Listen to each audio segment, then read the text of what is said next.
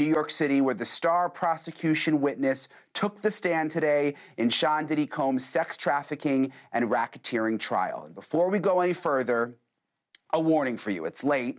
We still got to give you the warning, though. What you're about to hear, graphic and disturbing. There's a lot that we can't even say on TV. And even for a case packed with shocking details, what came out today, it really was next level. Cassie Ventura, Diddy's on again, off again girlfriend of many years.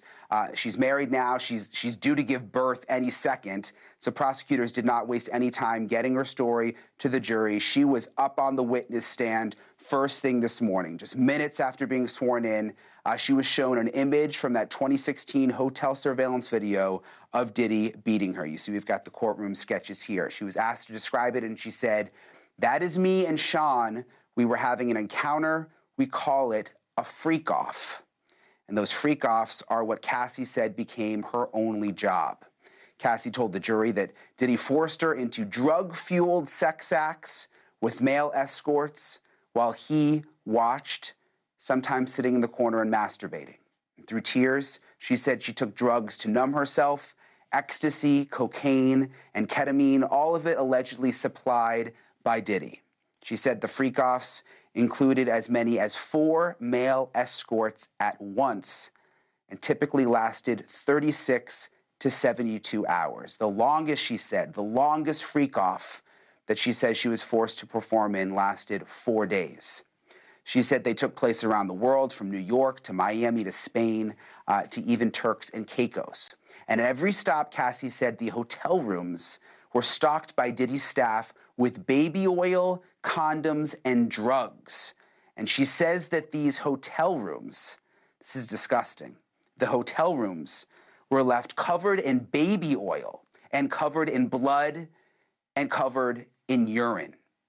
Cassie told the jury that the freak-offs made her feel disgusting and humiliated and worthless. But she said she couldn't say no because she says Diddy threatened to release videos of the freak-offs with her in them.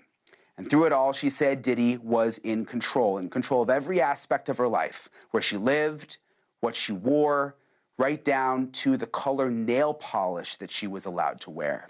And if she stepped out of line, she said that he took her keys and her phone, and often she testified that he did far worse than that. She again became emotional, describing what she said was near constant physical abuse. This is a quote. She said, "He would knock me over, drag me, kick me, stomp me in the head." And this is what she talked about all day long in this New York City courtroom. We've got NewsNation national correspondent Caitlyn Becker. She was in court for all of it. She joins me now live from outside the courthouse in Lower Manhattan. Again, cameras not allowed, so Caitlyn is going to be the one to explain to us what this was actually like inside the courthouse today. Some big bombshells. I know, Caitlyn, some of it is literally too graphic to talk about on TV. I mean, some of it is totally disgusting. What were the highlights for you today?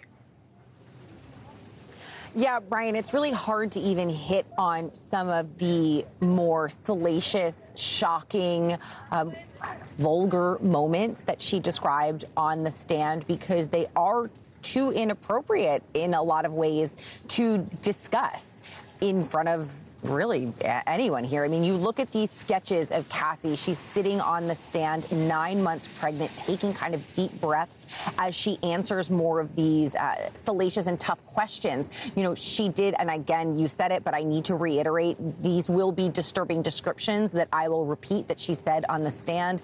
At one point, she said that a male escort had urinated in her mouth and she actually choked on it. And it was at that point someone in the courtroom actually had to walk out of the door there while, you know, Diddy sat at the defense table listening on here. But as she was describing these events where she said that, you know, there were multiple male escorts that were happening at one time, these freak-offs would happen for 2, 3, the longest 4 days at a time. And control is the word we need to talk about. That is what prosecutors really laid out. And you heard Cassie describe how every action during these freak-offs, which were between her and male escorts, not necessarily between her and her boyfriend, Sean Diddy Combs. He sat off to the side, really directing things according to her and masturbating along with what he wanted to see. But he was in control, she said, of exactly how they did everything, from the platform shoes that she needed to wear, the clothes that she needed to wear occasionally, masks, wigs, whether or not the male escort could ejaculate, where he could ejaculate. Everything, she said, was controlled by him.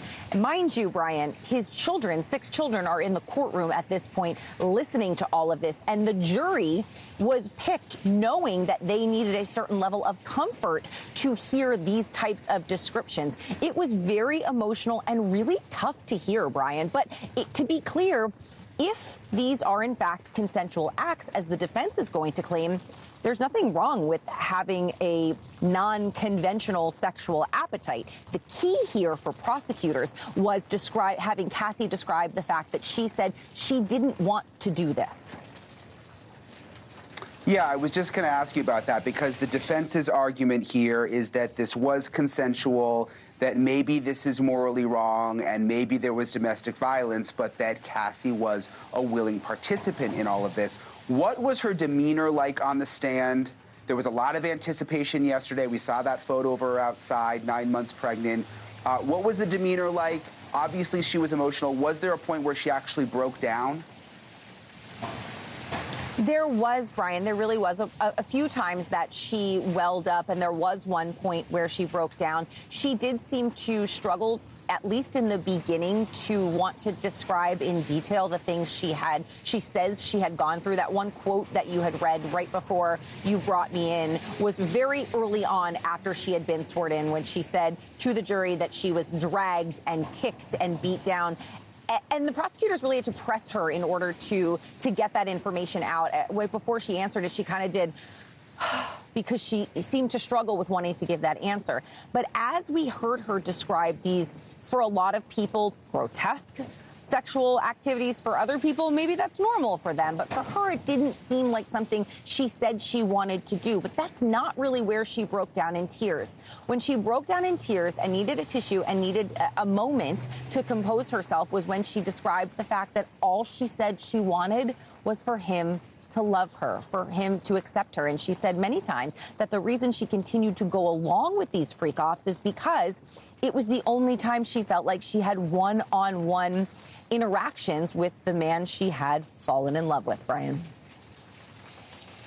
And again, we're looking at these sketches now of her crying. It's hard, though, for us on the outside to get a sense of what this was really like. And obviously, she is the prosecution's star witness, and they've interviewed her before. Did it feel rehearsed? Did it feel spontaneous? How would you describe sort of her demeanor up there? Genuine. Genuine is the best way I can describe it. She did really seem to struggle with wanting to answer questions that were very revealing about her life.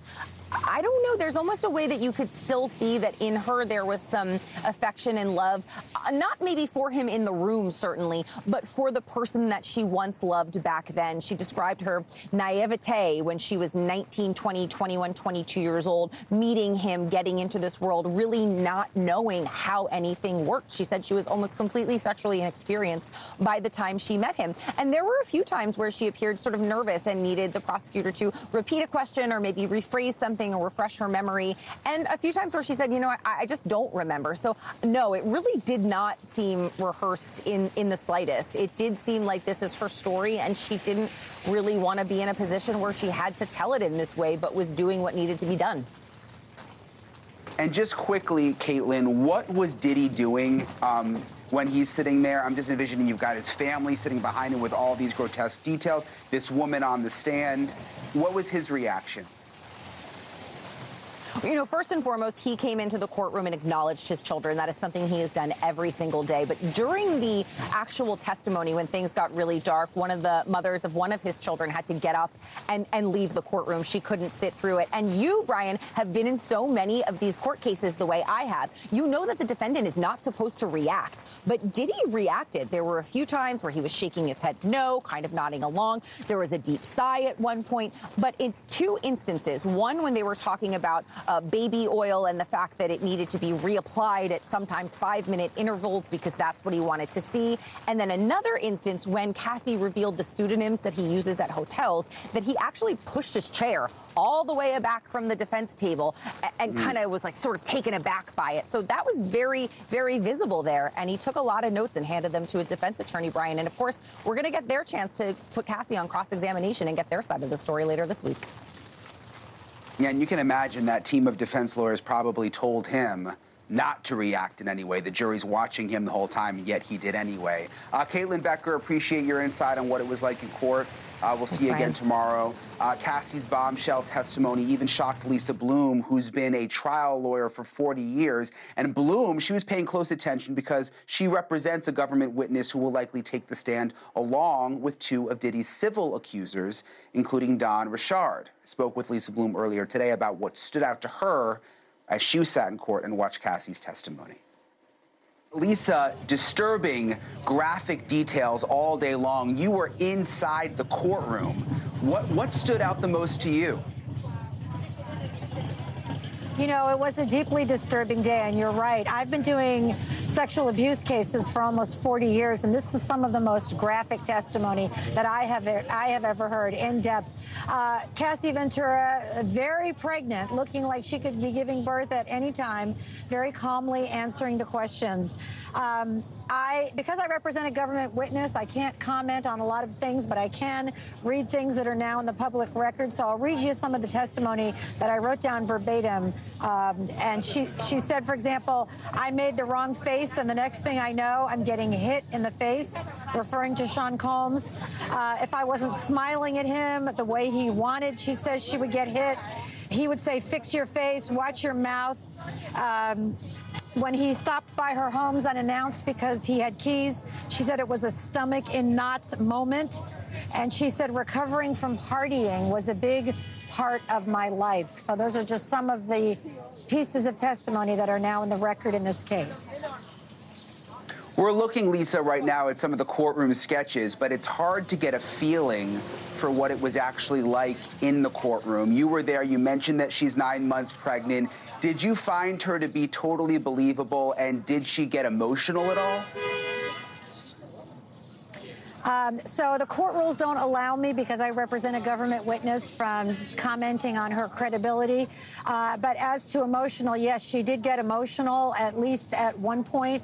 And some of the testimony was clearly very difficult for her because she would sometimes pause. She would sometimes trail off at the end, and she had to be brought back, you know, to where she had been testifying. This was also interesting, Lisa. She referred to male escorts, these male escorts that she says she was forced to have sex with, as staff members when having their agent book travels.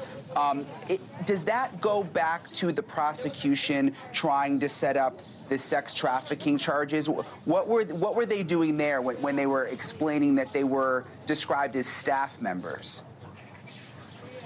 Well, let's talk about the top charge in this case, which is racketeering conspiracy. That is the most significant charge in this case. If convicted, he is spending the rest of his life in prison. And what the prosecution laid out in their opening statement is that this wasn't just Sean Combs, that this was a conspiracy, a group of people. And the prosecution said it was his staff members, it was his assistants, it was his executives who were all part and parcel of this conspiracy. Of course, the defense denies that. He is presumed innocent. He has not been found guilty. So I just want to point that out. But that is an important part of the case. So what we saw today was her being asked, yes, about staff members, about other people who were part of the situation, setting up the freak-offs, cleaning up after the freak-offs, and so on. Yeah, and again, she described those freak-offs as sometimes lasting up to 4 days and just being brutal. Lisa Bloom, we appreciate you taking the time to come out of court and speak with us. Thank you so much. Thank you. Have a good one. Okay, and before we move on, we did reach out to Sean Combs' attorneys today, requested a statement from them, but we have not heard back. Thank you for watching. Subscribe below and download our NewsNation app right now on your phone, and you will get fact-based, unbiased news for all Americans.